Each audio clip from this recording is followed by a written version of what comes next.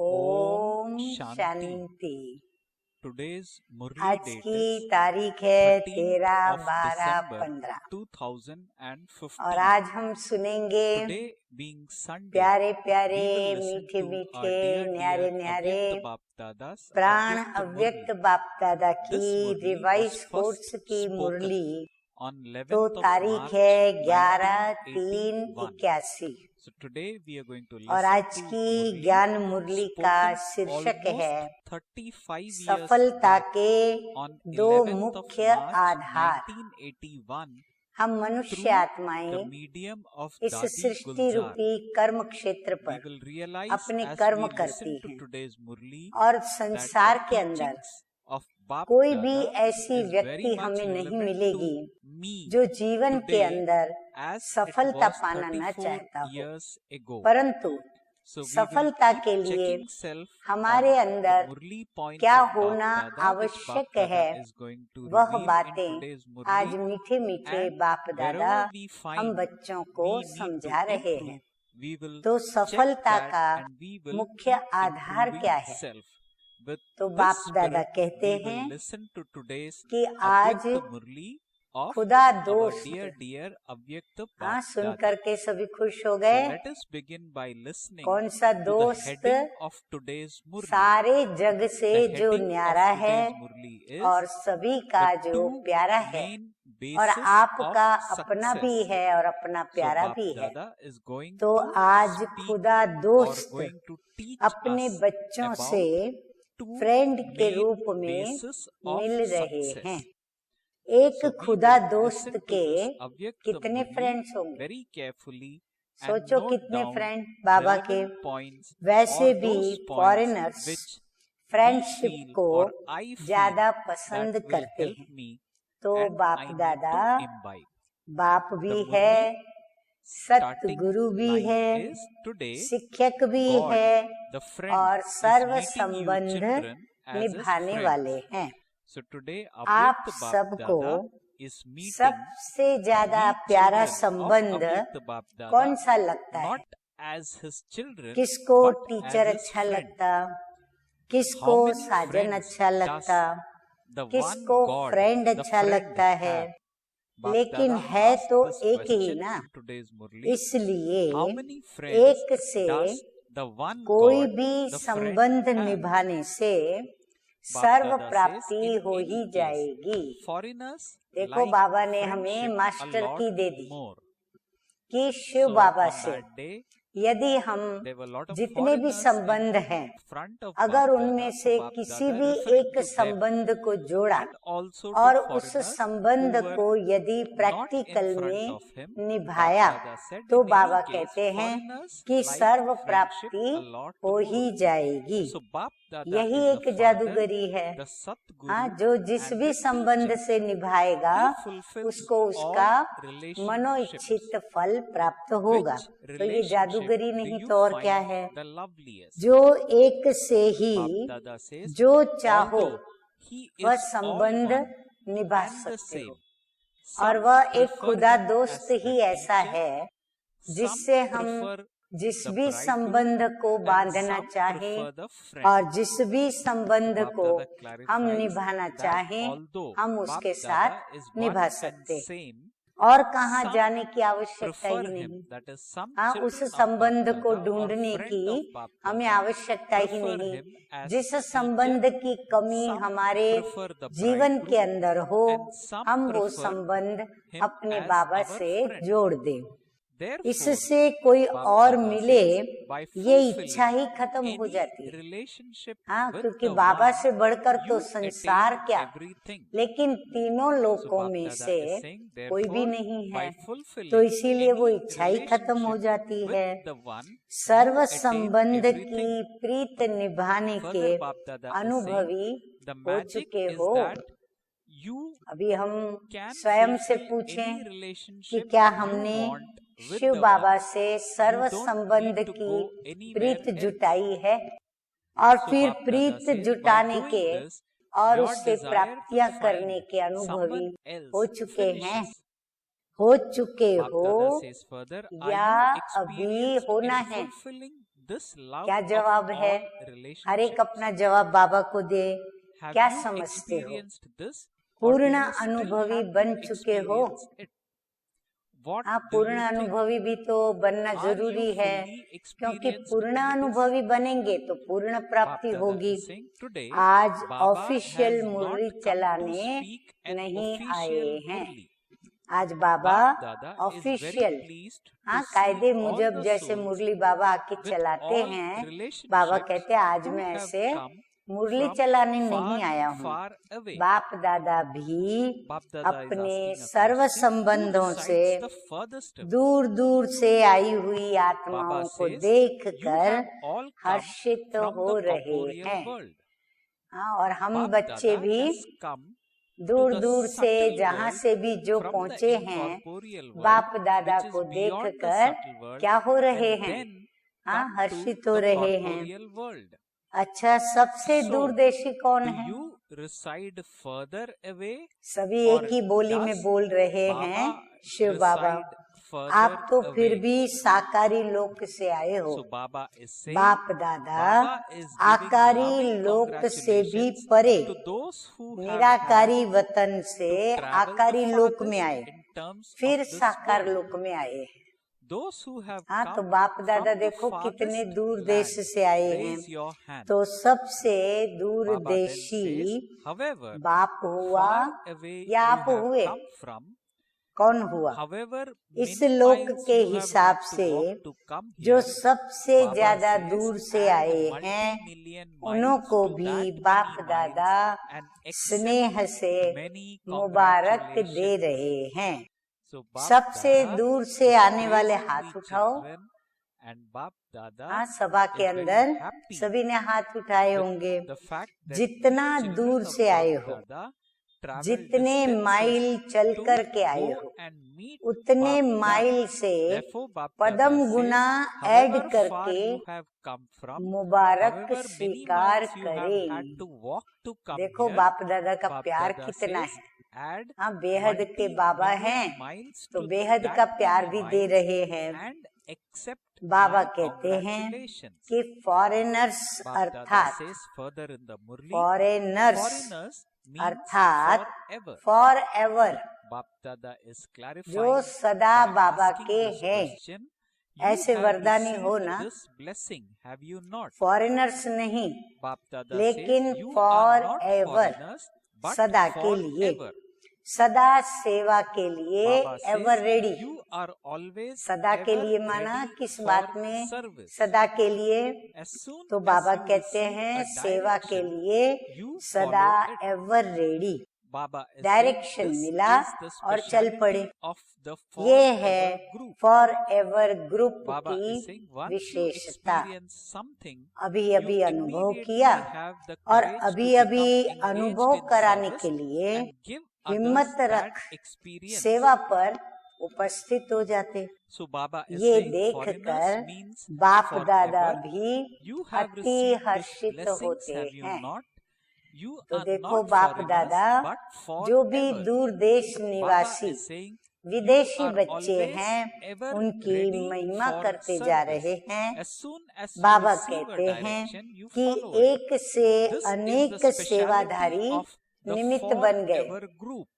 हाँ, एक नहीं बना, लेकिन एक से अनेकों ने जन्म लिया और अनेक सेवाधारी बन गए।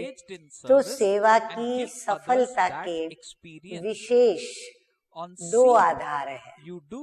अभी वो दो बातें हम याद करेंगे और सदा याद रखेंगे फॉर एवर। तो सेवा की सफलता के विशेष दो आधार हैं, वो जानते हो? तो सभी ने अपना अपना उत्तर दिया। कई उत्तर निकले, सबके उत्तर अपने अनुभव के हिसाब से बहुत राइट है। बाबा ने भी सर्टिफिकेट दिया कि सभी ने अपना जो अनुभव सुनाया वो राइट है। वैसे सेवा में व स्वयं की चढ़ती कला में, हाँ, हमें एक चाहिए सेवा में सफलता, दूसरा स्व के पुरुषार्थ की जो चढ़ती कला है। उसमें हमें अपनी उन्नति के लिए चाहिए सफलता। तो सेवा में व स्वयं की चढ़ती कला में सफलता का मुख्य आधार है। बताइए क्या होगा? एक बाप से अटूट प्यार, कभी भी प्यार टूटे नहीं। कितनी भी आंधी आए, तूफान आए, परिस्थितियां आए, परीक्षाएं आए, लेकिन बाप के प्यार में कभी भी परसेंटेज कम न हो। अटूट प्यार, बाप के सिवाय और कुछ दिखाई न दे, बस बाबा ही दिखाई दे। संकल्प में भी बाबा, बोल में भी बाबा, यानी हमारी यादों में बाबा। हाँ, दिल जैसे धड़कता है ना, तो दिल की धड़कन धक धक धक करती है, तो हर धड़कन की धक धक में कौन हो? बाबा हो। तो उसको कहते हैं संकल्प में भी बाबा, बोल में भी बाबा। माना जो भी मुख से हम बोलें तो हम बाबा की ही बातें बोले, बाबा के विषय में ही सबसे बातें करें। कर्म में भी बाप का साथ, जो भी कर्म करें, सुने चाहे देखें, चाहे हाथ पैर से कोई कर्म करें, लेकिन किसको साथी बना के कर्म करें? बाप को साथ में रखते हुए कर्म करें। ऐसी लवलीन आत्मा एक शब्द भी बोलती है तो उसके स्नेह के बोल, ध्यान से सुनो सभी, ऐसी लवलीन आत्मा एक शब्द भी बोलती है तो उसके स्नेह के बोल दूसरी आत्मा को भी स्नेह के बंधन में बांध देती है। वो सुनने वाले भी वो स्नेह के बंधन में बंध जाते हैं। ऐसी लवलीन आत्मा का एक बाबा शब्द ही जादू की वस्तु का काम करता है। लवलीन आत्मा, ऐसी लवलीन आत्मा रूहानी जादूगर बन जाती है। जैसे हमारा बाबा जादूगर है। एक बाप का लव अर्थात लवलीन आत्मा। हाँ, लवलीन आत्मा की बाबा ने देखो कितनी सरल लेकिन कितनी गहरी बात सरलता से बताते हुए परिभाषा सुनाई कि एक बाप से ही प्यार, लव अर्थात लवलीन आत्मा, यानी लगन में मगन आत्मा।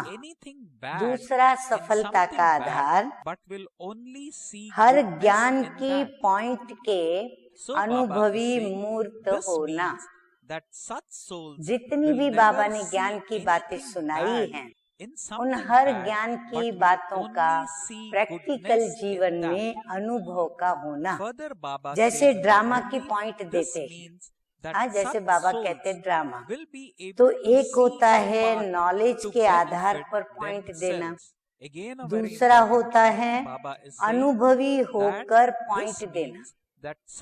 नॉलेज के आधार पर देंगे तो जैसे हम किसी को नॉलेज दे रहे हैं बौद्धिक स्तर का, और अनुभवी होकर जब देते हैं तो उसको आश्वासन मिलता है, उसको धीरज मिलती है, शक्ति मिल जाती है। ड्रामा की पॉइंट के जो अनुभवी होंगे वो सदा साक्षीपन की स्टेज पर स्थित होंगे। उनकी स्थिति कैसी होगी? साक्षीपन की एक रस स्थिति, एक रस होंगे, अचल होंगे और अडोल होंगे। ऐसी स्थिति में स्थित रहने वाले को अनुभवी मूर्त कहा जाता है। रिजल्ट में बाहर के रूप से भले अच्छा हो या बुरा हो, लेकिन ड्रामा के पॉइंट की अनुभवी आत्मा कभी भी बुराई में बुराई को न देख अच्छाई ही देखेगी। बाबा कहते भले बाहर से देखने में सीन ऐसी चल रही है जो बहुत बुरी है या बुरी है, लेकिन जो अनुभवी मूर्त आत्मा होगी ड्रामा की पॉइंट की, वो उस बुराई में भी क्या देखेगी? अच्छाई देखेगी। अर्थात उसे स्व के कल्याण का रास्ता दिखाई देगा। कितनी बाबा ने गहरी बात बता दी है कि अकल्याण का खाता खत्म हुआ। संगम युग माना ही कल्याणकारी युग, तो अकल्याण का खाता खत्म हुआ। कल्याणकारी बाप के बच्चे होने के कारण, कल्याणकारी युग होने के कारण अब कल्याण का खाता आरंभ हो चुका है। इस नॉलेज और अनुभव की अथॉरिटी से सदा चल रहेंगे। बाबा कहते हैं ये पॉइंट याद रखो। समय संगम युग कल्याणकारी मिला कौन है? कल्याणकारी बाप मिला है, और हमारी अभी चढ़ती कला है। तो ये बात याद रखने से बाबा कहते हैं सदा अचल रहेंगे। अगर गिनती करो तो आप सबके पास कितने प्रकार की अथॉरिटीज हैं? हाँ, बाबा ने कितने हक और कितने अधिकार और कितनी सत्ताएं दे रखी हैं। और आत्माओं के पास तो एक दो अथॉरिटी होंगी, किसको साइंस की, किसको शास्त्रों की, किसको डॉक्टरी के नॉलेज की, किसको इंजीनियरिंग नॉलेज की अथॉरिटी होंगी। आपको कौन सी अथॉरिटी है? लिस्ट निकालो तो बहुत लंबी लिस्ट हो जाएगी। सबसे पहली अथॉरिटी वर्ल्ड ऑलमाइटी आपका हो गया, तो वर्ल्ड की जो अथॉरिटीज हैं वो सब आपकी हो गई। सारे वर्ल्ड की जितनी भी अथॉरिटीज है उसका जो मालिक है, जो सर्वशक्तिमान बाप है, जब वो ही हमारा हो गया तो बाबा कहते हैं सारी वर्ल्ड की अथॉरिटीज क्या हो गई? वो आपकी हो गई। तो ऐसे लिस्ट निकालो, वर्ल्ड के आदि मध्य और अंत के नॉलेज की अथॉरिटी बाबा मिसाल के रूप में बता रहे हैं। एक तो पूरे विश्व के चक्र के आदि मध्य और अंत की ज्ञान की अथॉरिटी, जिस नॉलेज के यादगार शास्त्र बाइबल व कुरान आदि सब हैं, इसलिए गीता ज्ञान को सर्व शास्त्रों व बुक्स का माई बाप कहते हैं। हाँ, गीता को सर्व शास्त्र शिरोमणि कहते हैं। तो जो भी और धर्म वाले हैं उनके भी जो धर्म पुस्तक हैं वह भी तो शास्त्र हैं। तो सभी शास्त्रों की माई बाप कौन है? गीता। और गीता किसकी गाई हुई है? भगवानुवाच। भगवान कौन है? निराकार शिव बाबा। तो गीता को सभी बुक्स का माई बाप कहते हैं, शिरोमणि कहा जाता है। डायरेक्ट गीता कौन सुन रहा है? डायरेक्ट भगवान से कौन सुन रहा है? क्या जवाब है? हम बच्चे। तो हम बच्चे कौन हैं? हम बच्चे ब्राह्मण। तो अथॉरिटी हो गए ना। इसी प्रकार सर्व धर्मों में से नंबर 1 धर्म किसका है? दूसरी बात बाबा बता रहे हैं कि आपके ब्राह्मण धर्म द्वारा ही सभी धर्म पैदा होते हैं। कितनी बड़ी अथॉरिटी हो गई। ब्राह्मण धर्म तना है, थुड़ है। कल्प वृक्ष जो है उसका थुड़ है। और भी इस धर्म की विशेषता है ब्राह्मण धर्म की। ब्राह्मण धर्म डायरेक्ट परमपिता परमात्मा का स्थापन किया हुआ है, किसी आत्मा के द्वारा स्थापन किया हुआ नहीं है। और धर्म धर्म पिताओं के हैं। और ये धर्म परम पिता का है, जो धर्म पिताओं का भी परम पिता है, वो परम पिता का है, वो बच्चों द्वारा है। वो जो धर्म स्थापन हुए बच्चों के द्वारा हुए। सन ऑफ गॉड कहते हैं उनको, वो गॉड नहीं है।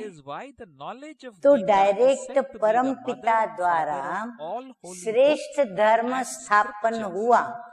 कौन सा? ब्राह्मण धर्म। तो बाबा कहते हैं उस धर्म की आप अथॉरिटी हो। देखो कितनी ऊंचे पे ऊंची भारी श्रेष्ठ महान बात बाबा ने हम बच्चों को बताई। आदि पिता ब्रह्मा के डायरेक्ट मुख वंशावली की अथॉरिटी वाले हो। हाँ, सुन करके नशा चढ़ता है। हाँ, तो कितना उस समय नशा चढ़ता है, लेकिन ये रूहानी नशा सदा चढ़ा रहे तो स्थिति भी हमारी सदा ऊंची रहे। सर्वश्रेष्ठ कर्म के प्रैक्टिकल जीवन की अथॉरिटी हो। बाबा कहते हैं सर्वश्रेष्ठ कर्मों में जो कर्म है उसके प्रैक्टिकल जीवन की आप अथॉरिटी हो। माना वो कर्म आप लोग करते हो। श्रेष्ठ कर्म की प्रारब्ध विश्व के अखंड राज्य के अधिकार की अथॉरिटी हो। और जो सबसे ऊंचे से ऊंचा श्रेष्ठ कर्म का जो फल होता है, उस फल को जहाँ सभी खाते हैं या वो प्राप्ति को भोगते हैं, उस राज्य के अधिकार की भी आप अथॉरिटी हो। फिर बाबा आगे वंडरफुल बात भी बता रहे हैं कि भक्तों की भी अथॉरिटी हो। जितने भी दुनिया में भक्त हैं देवी देवताएं, उनके भी आप अथॉरिटी हो। ऐसे और भी लिस्ट निकालो, बहुत निकलेगा। तो समझा आप कितनी बड़ी अथॉरिटी हो। ऐसी अथॉरिटी वालों को बाप रे, मीठे मीठे बाप दादा तो आज हम बच्चों को देखो कितनी ऊंची ऊंची और निरहंकारी बनकर, निरभिमानी होकर, नम्रता के साथ कहते हैं कि ऐसी अथॉरिटी वालों को बाप भी नमस्ते करते हैं। तो मीठे मीठे बाप दादा को हम बच्चों का भी पदम गुना पदम गुना पदम गुना नमस्ते। हाँ, दिल कहता है ना, ऐसे खड़े हो गए ना सभी नमस्ते करने के लिए। ये सबसे बड़ी अथॉरिटी है। कौन? स्वयं शिव बाबा। तो ऐसे अथॉरिटी वालों को देख, तो बाबा कहते हैं हमारे लिए बाबा बड़ी अथॉरिटी, तो बाबा के लिए हम बच्चे बड़ी अथॉरिटी। तो बाबा कहते हैं कि ऐसे अथॉरिटी वालों को देख बाप दादा भी हर्षित होते हैं। तो देखा प्यार के सागर का प्यार बेहद का बाबा है, बेहद का प्यार भी हम बच्चों पर लुटा रहे हैं। अच्छा, अब आगे सुने मीठे मीठे बाप दादा और क्या कहते हैं। बाप दादा कहते हैं सबने बहुत अच्छी मेहनत कर सेवा के कार्य को विस्तार में लाया है, अपने भटके हुए भाई बहनों को रास्ता बताया है, प्यासी आत्माओं को शांति और सुख की अंजलि दे तृप्त आत्मा बनाने का अच्छा पुरुषार्थ कर रहे हैं। बाप से किया हुआ वायदा प्रैक्टिकल में निभाकर बाप के सामने गुलदस्ते भी लाए, चाहे छोटे हैं व बड़े हैं, लेकिन छोटे भी बाप को प्रिय हैं। अब ये वायदा तो निभाया है और भी विस्तार को प्राप्त करते रहेंगे। कोई ने नेकलेस बना के लाया है, कोई ने माला बना के लाई है, कोई ने कंगन लाया है, कोई रिंग बना के लाया है। तो सारी बाप दादा की ज्वेलरी, एक एक रत्न वैल्यूएबल रत्न है। बाबा कहते हैं श्रृंगार के कोई भी साधन का जो भी एक रत्न है, हर एक रत्न बाबा कहते हैं बड़े वैल्यूएबल रत्न है। मीठे मीठे बाप दादा आज हम बच्चों को रूहानी नशे के घूंट पर घूंट पिला रहे हैं। मीठे मीठे ज्वेलर बाप दादा कहते हैं ज्वेलरी तो बहुत बढ़िया लाई है। हाँ, बाप दादा को पसंद आई तो बाप दादा के सामने बहुत बढ़िया ज्वेलरी लाई है। अब आगे क्या करना है? ज्वेलरी तो लाके रखी बाप दादा के आगे, पर अभी क्या करेंगे? ज्वेलरी को अब क्या करेंगे? तो कोई ने कहा पॉलिश, फिनिशिंग करना पड़ेगा। मधुबन में आए हो तो पॉलिश तो हो ही जाएगी। बाबा ने कहा पॉलिश तो या मधुबन में आने से स्वतः ही हो जाएगी। तो क्या करें? देखो बाबा ने बड़ी अच्छी बात बताई, अब शोकेस में रखो। पॉलिश हो गई, तैयार हो गया गहना अलंकार, कभी क्या करना पड़े? उसको शोकेस में रखना पड़े ताकि सभी आत्माएं उस ज्वेलरी को देख करके और बाप दादा की दुकान में आए, बाप दादा के वारिस बच्चे बने और बाप दादा से वर्षा ले। वर्ल्ड के शोकेस में ये ज्वेलरी चमकती हुई सभी को दिखाई दे, ऐसी चमके जो सबको आकर्षण हो। शोकेस में कैसे आएंगे? बाप दादा इज सेइंग हाँ, शोकेस में कौन रखेगा हमको? हम कैसे आएंगे? बाप के सामने आए, ब्राह्मणों के भी सामने आए, ये तो बहुत अच्छा हुआ। बाबा कहते हैं यहाँ तो पहुँच गए, अब वर्ल्ड के सामने आए। ऐसा प्लान बनाओ जो वर्ल्ड के कोने कोने से आवाज निकले कि ये भगवान के बच्चे कोने कोने में प्रत्यक्ष हो चुके हैं।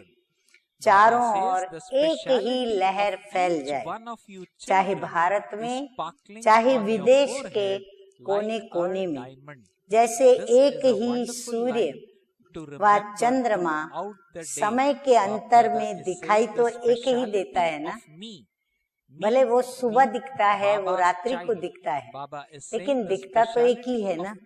ऐसे यह ज्ञान सूर्य के बच्चे कोने कोने से दिखाई दे, ज्ञान सितारों की रिमझिम चारों ओर दिखाई दे।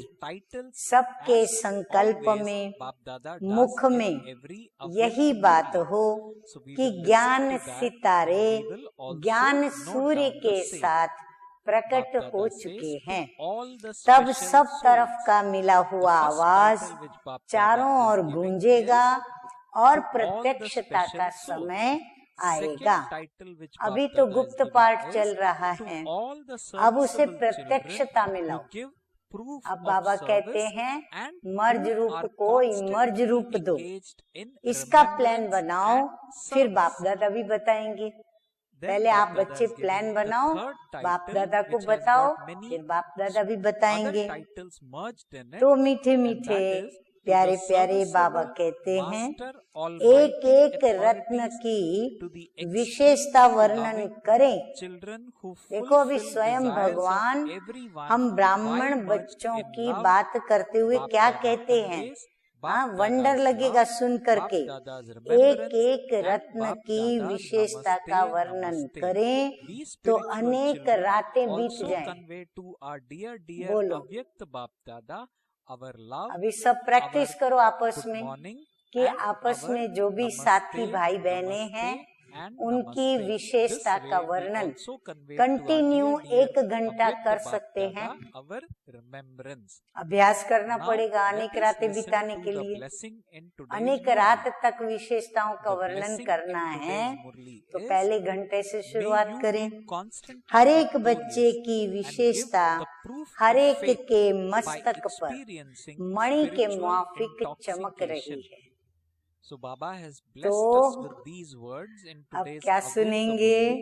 तो ऐसे सर्व विशेष आत्माओं को सर्व सपूत अर्थात सर्विस के सबूत देने वाले, सदा सेवा और याद में रहने वाले, सर्विसेबल मास्टर ऑलमाइटी अथॉरिटी, सर्व की मनोकामनाएं पूर्ण करने वाली अति लवलीन बच्चों को बाप दादा का याद प्यार और नमस्ते। हम रूहानी बच्चों का रूहानी बाप दादा को याद प्यार, गुड मॉर्निंग और नमस्ते नमस्ते। तो आज का वरदान है अलौकिक नशे की अनुभूति के द्वारा। हाँ, बाबा ने आज हमें बहुत अलौकिक नशा चढ़ा दिया है। तो अलौकिक नशे की अनुभूति के द्वारा निश्चय का प्रमाण देने वाले, क्योंकि अनुभूति मूर्त आत्मा अचल अडोल और अथक सेवाधारी होगी, एक रस होगी। तो इसका मतलब क्या हुआ कि वो निश्चय बुद्धि विजयंती आत्मा है। तो निश्चय का प्रमाण देने वाले सदा विजयी भव। अलौकिक रूहानी नशा निश्चय का दर्पण है, निश्चय का प्रमाण है नशा, और नशे का प्रमाण है खुशी। जो सदा खुशी और नशे में रहते हैं उनके सामने माया की कोई भी चाल चल नहीं सकती। बेफिक्र बादशाह की बादशाही के अंदर माया आ नहीं सकती।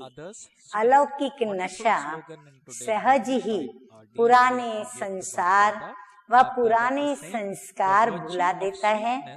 इसलिए सदा आत्मिक स्वरूप के नशे में, अलौकिक जीवन के नशे में, फरिश्तेपन के नशे में या भविष्य के नशे में रहो तो विजयी बन जाएंगे। हाँ, कितने बाबा ने 4 नशों के वर्णन कर दिए। और स्लोगन है मधुरता का गुण ही ब्राह्मण जीवन की महानता है। इसलिए मधुर बनो और मधुर बनाओ। तो कितना मीठा बनना पड़े? क्यों? क्योंकि हमें जो मिला है वो सारे संसार की सर्व आत्माओं को मीठा बनाने वाला, सबसे ज्यादा से ज्यादा अति मीठा, अति मीठा, अति मीठा है। इसलिए बाबा कहते हैं मधुर बनो और मधुर बनाओ। यही हम ब्राह्मण जीवन की महानता है और विशेषता है। अच्छा, ओम शांति।